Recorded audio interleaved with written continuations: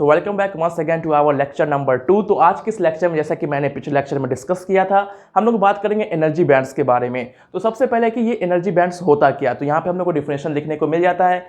Range of energy possessed by electron in a solid is known as energy band. तो यहाँ पे हमको clearly लिखा हुआ मिल जाता है, range of energy possessed by electrons in a solid is known as energy bands. तो हम लोग को एनर्जी बैंड्स के दो बैंड्स देखने को मिलते हैं, एक वैलेंस बैंड्स और एक कंडक्टिंग बैंड्स। इसके नाम ही से पता चल जाता है कि ये होता क्या है। Range of energy possessed by valence electron is known as valence band.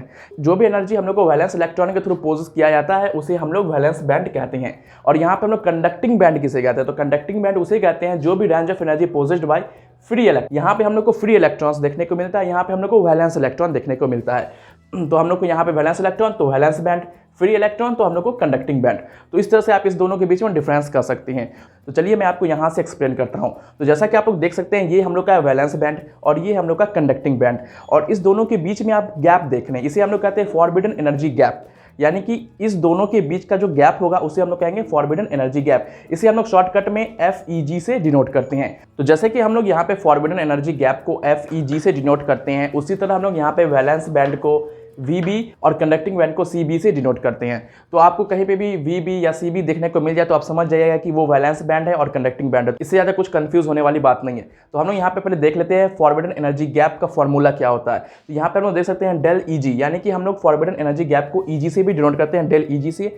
Del EG equal to CB minimum minus VB maximum. तो हम लोग को यहाँ पे CB मिनिमम एनर्जी और VB मैक्सिमम एनर्जी। तो यहाँ पे ऐसा क्यों हो रहा है, तो आप लोग देख सकते हैं ये वैलेंस बैंड है, इसका यहाँ पे सबसे मैक्सिमम देखने को मिलता है, और CB यहाँ पे कंडक्टिंग बैंड, तो यहाँ पे हम लोग का इसका मिनिमम। तो इस दोनों के बीच के एनर्जी गैप को हम लोग फॉरबिडन एनर्जी गैप कहते हैं, इसलिए यहाँ पे हम लोग को मिनिमम और मैक्सिमम का टर्म देखने को मिलता है। तो एग्जांपल की बात करें तो हम लोग को यहाँ पे सिलिकॉन का 1.1 इलेक्ट्रॉन वोल्ट देखने को मिल जाता है।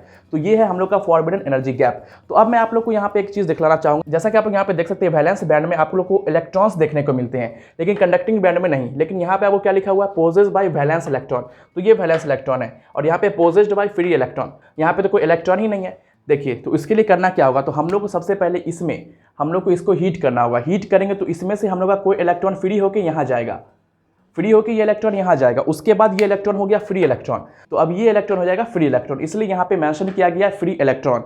तो आप लोग ये बात समझ गए होंगे। हम लोग को पहले इसमें एनर्जी देना होगा, एनर्जी देंगे तो ये इलेक्ट्रॉन फ्री होकर यहाँ से आपको कंडक्टिंग बैंड में जाएगा, उसके बाद ये कहलाएगा फ्री इलेक्ट्रॉन।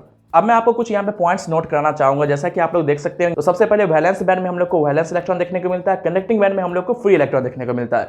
तो सबसे पहला बात आप लोग ये नोट करेंगे कि ये जो हम लोग का इलेक्ट्रॉन है, यानी कि वैलेंस इलेक्ट्रॉन, इसके थ्रू हम लोग का इलेक्ट्रिसिटी नहीं होता, यानी कि इसके थ्रू हम लोग का इलेक्ट्रिसिटी का कंडक्शन नहीं होता। जो भी इलेक्ट्रिसिटी का कंडक्शन होता है वो होता है इस इलेक्ट्रॉन के कारण, क्योंकि फ्री इलेक्ट्रॉन्स के कारण होता है, फ्री इलेक्ट्रॉन्स के कारण होता है।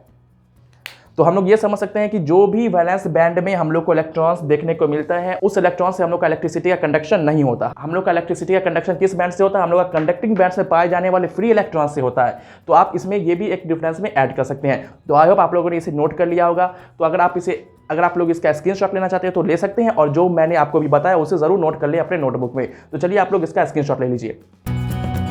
तो आप लोगों ने स्क्रीनशॉट इसका ले लिया होगा। आप लोग को मैं फिर से क्विक रिवीजन कर देता हूं इसको कि इसमें होता क्या है। तो सबसे पहले हम लोग एनर्जी बैंड्स के बारे में यहाँ पे पढ़े, जिसका डेफिनेशन यहाँ पे मेंशन किया गया। उसके बाद हम लोग वैलेंस बैंड और कंडक्टिंग बैंड के बारे में यहाँ पे पढ़े। उसके बाद मैं आपको यहाँ से बताया कि ये होता क्या है, फॉरबिडन एनर्जी गैप के बारे में मैंने आपको बताया, और इस इलेक्ट्रॉन का प्रॉपर्टी मैंने बताया। ये वैलेंस बैंड का इलेक्ट्रॉन यानी वैलेंस इलेक्ट्रॉन हम लोग को इलेक्ट्रिसिटी कंडक्ट करने में हेल्प नहीं करता, और ये कंडक्टिंग बैंड का फ्री इलेक्ट्रॉन हम लोग को इलेक्ट्रिसिटी कंडक्ट करने में हेल्प करता है। इसमें एक और पॉइंट है जो मैं आप लोगों को बताना भूल गया, जैसा कि ये पॉइंट है यहाँ पे एनर्जी बैंड्स।